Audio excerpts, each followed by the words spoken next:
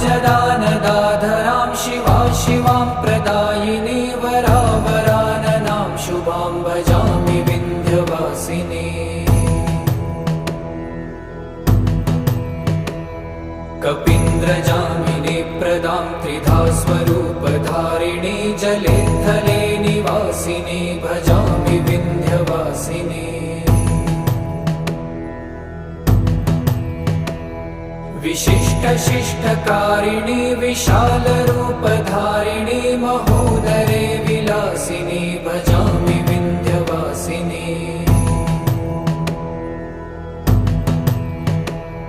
पुरन्दरादिसेवितां पुरादिवंशखण्डितं विशुद्धबुद्धिकारिणीं भजामि Vindhyavasini.